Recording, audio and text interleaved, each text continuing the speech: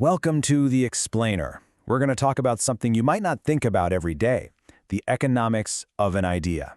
How does a simple thought become something worth billions? Well, we're going to break it all down, looking at intellectual property through the lens of our source material. Okay, so to get our heads around this, let's start with something you see, well, everywhere.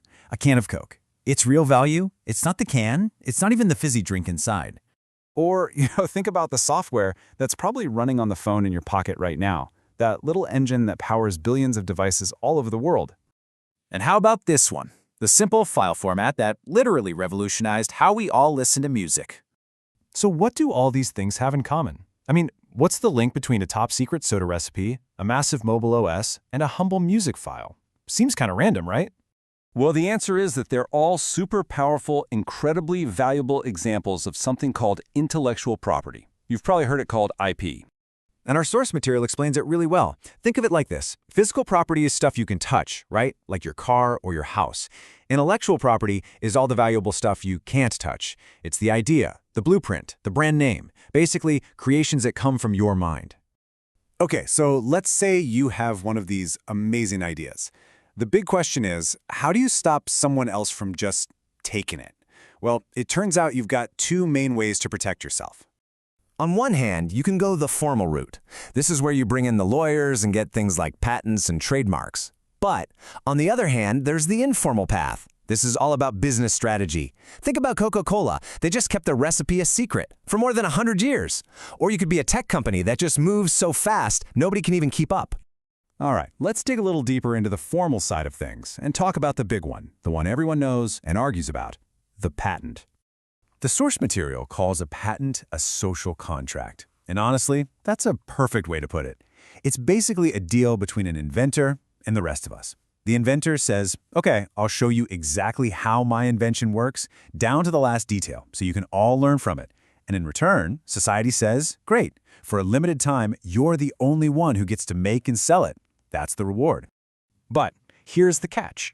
That exclusivity, that big reward we just talked about, it comes at a price for all of us, because what you're really creating, by design, is a temporary monopoly. And this is really the key. When you're the only one selling something, you've got a monopoly. And with zero competition, you can charge more. I mean, where else are people going to go? So this graph here actually shows us what that monopoly power looks like in action. You see that shaded area A? Economists have a name for that. They call it producer surplus. But all it really is the extra profit the inventor gets to make because of those higher prices. And let's be clear, that profit, that's the whole point. It's the juicy reward that makes companies willing to spend billions on R&D. But of course, there's always a flip side. Look at this new shaded area, B. This is what economists call deadweight loss. It represents all the people who would have loved to buy the invention if the price was lower, but now they just can't afford it. And that's a real loss for society because it means the new idea isn't helping as many people as it could. So how big is that profit for the inventor? And how big is that loss for society? Well, it all boils down to this one key economic idea: demand elasticity.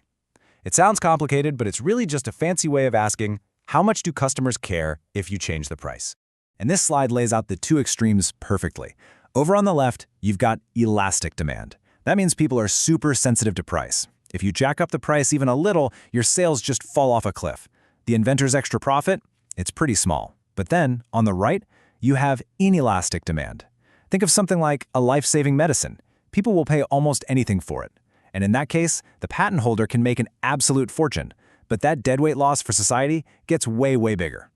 So all of this, it brings us right to the core problem, the big dilemma at the very heart of the entire IP system. And it's a really, really delicate balancing act. And here it is, spelled out for us in the source material. It's a straight-up trade-off for the people making the rules. You want to offer incentives that are big enough to get people inventing new things, but you also want to make sure society as a whole gets the most benefit. I mean, it's a total tightrope walk, right? If you make the patent protections too weak, why would anyone bother inventing anything new? But if you make them too strong, you end up with crazy high prices and a lot of people get left out. And that can actually slow down the next wave of innovation. Which, of course, leaves us with the million-dollar question, the one economists are arguing about all the time. In our world today, with technology changing in the blink of an eye and with big challenges like global health, are we actually getting this balance right? All the concepts we've been walking through today, they come straight from a lecture on innovation economics by Professor Knut Blind at the Technical University of Berlin. Thanks so much for joining us.